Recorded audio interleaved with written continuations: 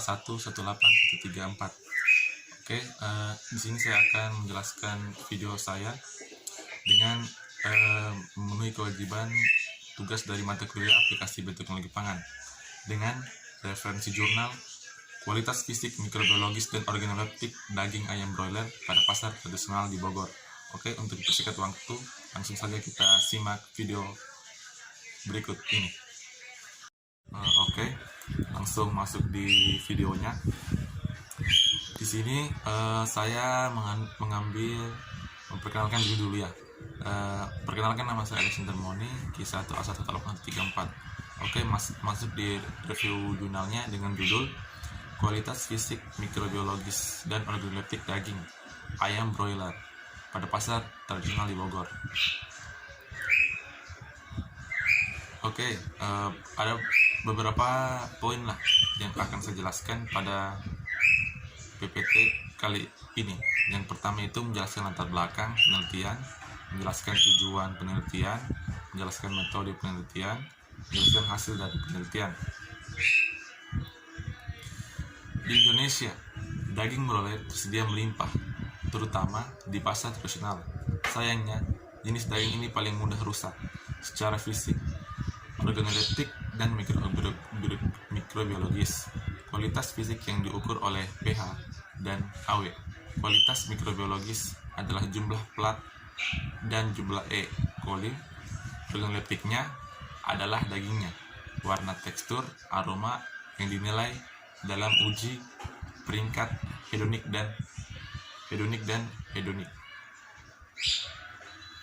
Oke, masuk di latar belakang. Daging unggas merupakan sumber protein hewani yang baik karena mengandung asam amino esensial yang lengkap dan dalam jumlah perbandingan yang seimbang. Selain itu, daging unggas lebih diminati oleh konsumen karena mudah dicerna, dapat diterima oleh mayoritas orang atau masyarakat. Menurut Yasoda et al. 2001, dan memiliki harga yang relatif rendah menurut Coven et al. 2007. Konsumsi masyarakat terhadap daging ayam, khususnya ayam broiler, terus meningkat dari waktu ke waktu. Oke, next. Kualitas daging ayam meliputi kualitas fisik, kimia, dan biologis, serta diterima atau setidaknya oleh konsumen. Secara biologis, kerusakan daging ayam lebih banyak diakibatkan oleh adanya pertumbuhan mikroorganisme dan berasal dari ternak, pencernaan, dan baik. Faktor suhu penyimpanan juga bisa mempengaruhi kerusakan daging tersebut. Next. Di sini akan saya menjelaskan usaha penyediaan daging ayam, khususnya daging ayam segar. Perlu mendapatkan perlakuan khusus karena daging ayam segar merupakan salah satu bahan pangan yang mudah dirusak oleh mikroorganisme. Kondisi penjualan yang kurang higienis, terutama pada pasar tradisional, dapat menyebabkan daging ayam terkontaminasi oleh mikroorganisme, baik yang bersifat patogen maupun non-patogen. Mikroorganisme ini dapat merusak atau menyebabkan deteriorasi karkas atau daging, sehingga secara langsung dapat mempengaruhi kualitas fisik dan kimia daging.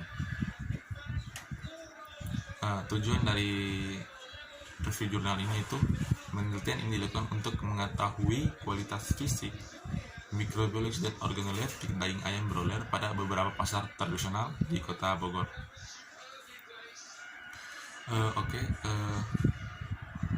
Masuk di gambar, bisa dilihat teman-teman gambar di sini ayam daging broilernya, ayam segarnya, bisa dilihat ya, ada dua gambar. Definisi polimerisme DNA dan hormon. Polimerisme adalah perbedaan individu pada level DNA, baik urutan basa DNA maupun panjang DNA, yang terjadi karena adanya mutasi. Adapun rekombinan yang tidak seimbang sehingga memungkinkan terjadi perubahan fenotip ataupun menjadi suatu transportasi kerentanan terhadap penyakit tertentu. Metode fisme DNA, gen hormon daging ayam. Gen EGH dalam kurung gen bank execution no AY461843 dalam kurung merupakan salah satu gen yang sangat penting yang mempengaruhi pertumbuhan ayam, terletak pada kromosom dengan ID4 dalam kurung Tanaka et al. 1992, memiliki 4.101 BP dengan 5 neutron dan 4 ekson. Oke, saya langsung next saja. Kajian genotip dan genetik ayam broiler, metodenya tahap 1 itu menunjukkan bahwa keragaman pada fokus VGF PST bersifat monomorik pada sebuah populasi. Hanya ditemukan satu genotipen AA dan atau alel A besar. Keragaman pada GI ALU bersifat polimerik. Pada ayam broiler yang disilangkan dengan ayam kampung broiler, sehingga ditemukanlah genotip CC atau alel C besar pada populasi ayam kampung yang ditemukan di genotip C besar dan C besar T besar, dan dua alel C besar dan T besar. Keragaman lokus. Oke. Sedikit waktu mungkin teman-teman bisa membaca di PPT saya metode-metode dari genetik ayam broiler, metodenya bisa dilihat ya teman-teman. Oke, langsung saja next PPT selanjutnya. Pada tahap 3 saya akan menjelaskan tentang sepasang primer yang telah digunakan untuk mengemplifikasi 492 PB dari figment gen atau FLDI 2 intron 1. Ada sebuah SNPG ber A pada bahasa K634 berdasarkan nomor akses gen banknya dengan F00448. Pada penelitian di genotip A besar tidak ditemukan dan hanya ada 2 genotip saja yang ditemukan. Dalam penelitian ini A besar, G besar, dan G besar kurung. Terdapat asosiasi yang signifikan antara keragaman gen ayam kampung yang kampung 26 minggu komposisi tubuh lainnya seperti bobot pada paha ayam, sayap, daging, dan dada. Nah, mungkin itu saja untuk perspektif waktu teman-teman bisa membaca PPT saya. Oke, saya next. Metode ayam stereogenik mikroorganisasi. Beberapa peneliti menyuntikkan gen ke inti telur mereka yang belum matang. Telur yang belum matang tersebut diinkubasi secara in vitro pada fase ini. Inti telur dalam kurung disebut sebagai kriminal sudah kelihatan dan akan matang secara spontan. Dengan cara ini vitro sebagai tambahan. Telur mereka sangat keras setelah dibuahi, sehingga penyuntikan pada saat tersebut dengan korion yang lembut akan lebih mudah.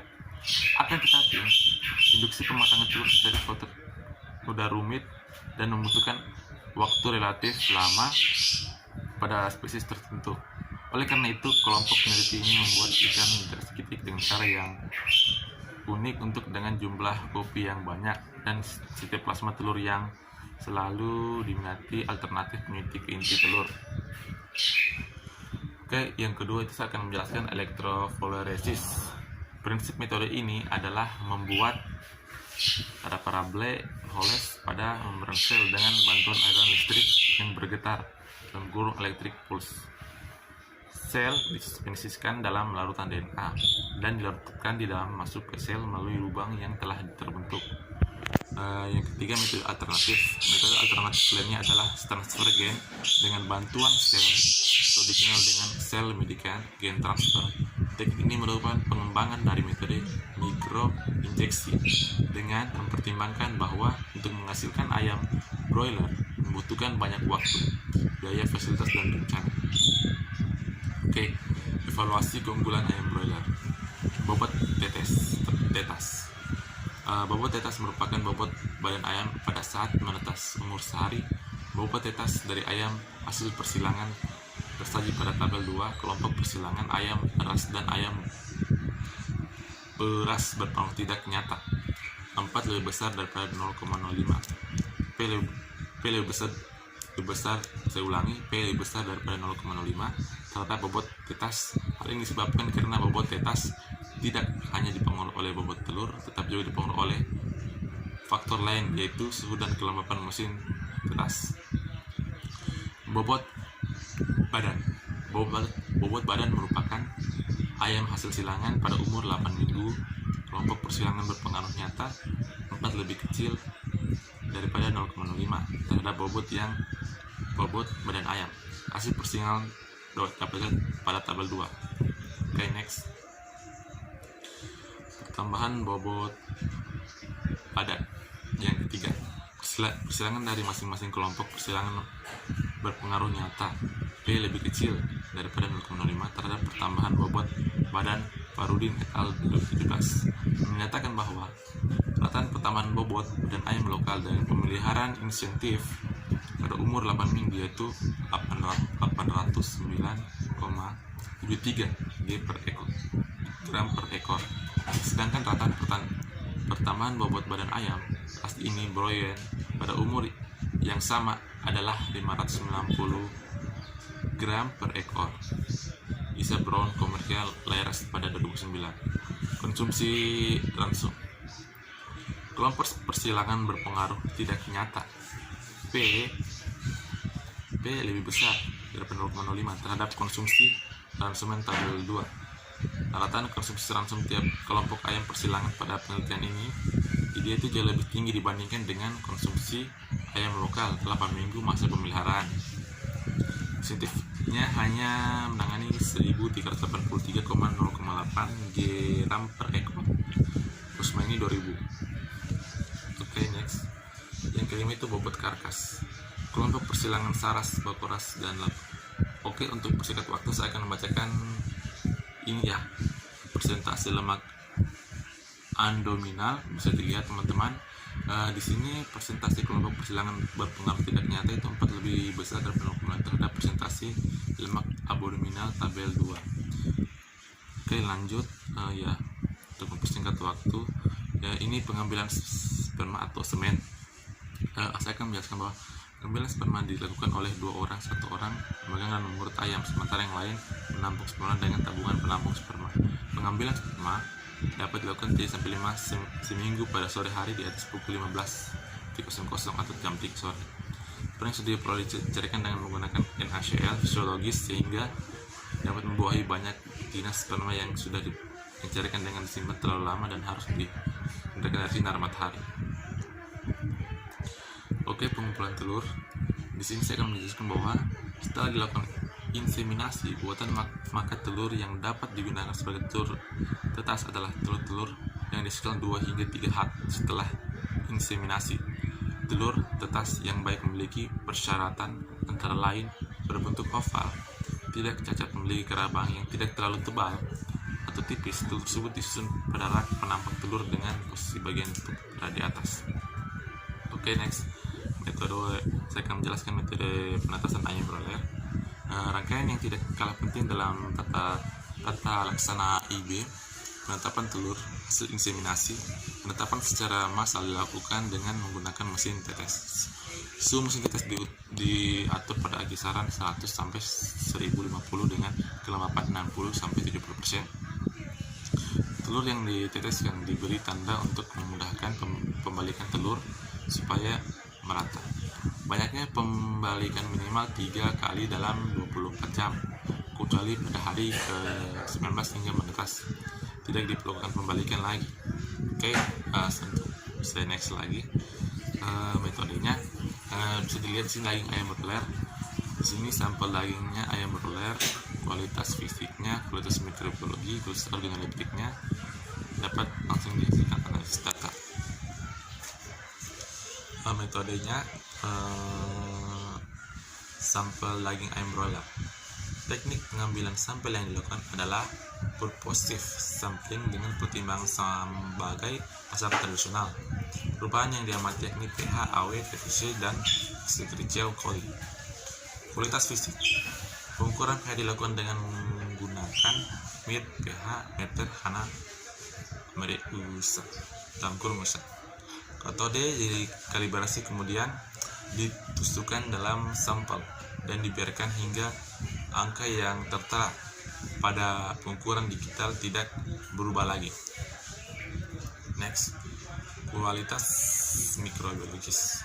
Penghitungan total mikroba digunakan perhitungan koloni berdasarkan ketentuan standar Pratt Count SPC. Penetapan jumlah koloni dilakukan dengan menggunakan metode bakteriologi analitikal manual dalam kurung BM. Kualitas organoleptik. Daging direbus sampai suhu 80 derajat Celcius dengan menggunakan termometer bimetal dan dilakukan uji pada penulis sebanyak 80 orang. Uji penulis organoleptik berupa hedonik terkait dengan warna, aroma, tekstur, dan penampilan secara umum menurut Arif et al. 2014. Masuk ke analisis data. Data fisik dan mikroorganisme dilakukan analisis varians dengan perencanaan acak lengkap pola searah. Bila terdapat perbedaan antara tiga sampel pada selang kepercayaan 95%, maka diikuti dengan metode Duchamp S Neo Multi-Rex Test DMR-RT menurut Gaspers 1991. Hasil dan pembahasan. Kualitas fisik dan nilainya. pH dan AW merupakan indikator penting dalam menilai kualitas fisik daging. Kedua indikator tersebut terkait erat dengan keberadaan mikroba pada daging sehingga sangat menentukan tingkat keawetan dan kualitasnya. Hasil penelitian kualitas daging ayam broiler pada penelitian ini disajikan pada tabel berikut ini. Dapat dilihat teman-teman pada tabel 1, kualitas dagingnya ayam broiler ini pada 3 lokasi pasar tradisional yang berbeda. Parameter pH dapat dilihat sini, pasar A itu 6,25 lebih besar plus minus 0,21, pasar B itu 6,00 plus minus itu sampai 0,18, pasar C 6,37 plus minus 0,26. AW dari pasar AW nya dapat dilihat di sini teman-teman, pasar A nya 0,84 plus minus 0,3, pasar B nya 0,85 plus minus 0,3, pasar C nya 0,85 plus minus 0,2. 2. Kualitas mikrobiologis. Jumlah bakteri total dan E. coli dari ketiga pasar tradisional disajikan pada tabel 2. Pada tabel tersebut dilihat bahwa jumlah cemaran mikroba total telah melampaui jumlah yang diizinkan, yaitu 106 Jeffreys per gram. Namun, demikian hasil analisis statistik jumlah bakteri dari ketiga pasar tersebut tidak berbeda. Ayamnya dapat dilihat tabel 2 ini teman-teman. Rataan nilai TPC dan E. coli daging ayam broiler pada 3 lokasi pasar tradisional yang berbeda. Parameternya TPC-nya di sini dilihat pada pasar A itu CFU-nya 8,19 kali 10 pangkat 6, pasar B CFU-nya 9,01 kali 10 pangkat 6, pasar C CFU-nya 2,9 kali 10 pangkat 5. Untuk parameter E. coli, pasar A 5,9 kali 10 pangkat 2A, pasar B 1,5 kali 10 pangkat 3A, pasar C 1,1 kali 10 pangkat 2B. Oke, masuk ke penjelasan ketiga, kualitas organoleptik, warna daging. Hasil pengamatan pada tabel data tersebut menunjukkan bahwa tingkat kesukaan penulis terhadap warna daging berada pada kisaran angka 2 agak suka sampai 3 suka, sementara mutu hedonik daging berada pada kisaran angka 3 pucat. Dapat dilihat tadi ini tabel 3 ya, ini kualitas organoleptik dagingnya ayam broiler pada 3 lokasi tradisional yang berbeda. Untuk uji mutu hedoniknya, parameter warnanya, tekstur aroma. Pasar A itu 3,35 untuk warna tekstur aromanya, pasar B 3,34 untuk warna tekstur aromanya, pasar C 3,35 4 untuk warna tekstur aroma. misalkan untuk penampakan itu pasar A 3, untuk warna 3, tekstur juga 2,5, aroma juga 3. Untuk pasar B 2,5 penampakannya, warnanya 2, teksturnya 2,5, aromanya 2,5. Pasar C penampakannya 3, warnanya 3, teksturnya 3, aromanya 3. Tekstur daging. Data hasil pengamatan pada tabel tadi, penilaian penulis terhadap tingkat kesukaan tekstur daging berada pada kisaran angka 3 dalam kurung suka, sementara mutu hedonik daging berada pada kisaran 3 agak kasar sampai 4 lembut. Perbedaan tekstur daging disebabkan oleh umur, aktivitas, jenis kelamin, dan pakan menurut Susanti 1991. Aroma daging data. Hasil pengamatan pada tabel 3 penilaian penulis terhadap tingkat kesukaan aroma daging pada kisaran angka 2 agak suka sampai 3 suka, sementara mutu hedonik daging berada pada kisaran 3 agak amis sampai 5 khas daging tidak amis. Mungkin teman-teman itu saja penjelasan mengenai PPD saya. Kurang dan lebihnya mohon dimaafkan. Saya ucapkan terima kasih banyak. Wassalamualaikum warahmatullahi wabarakatuh. Thank you.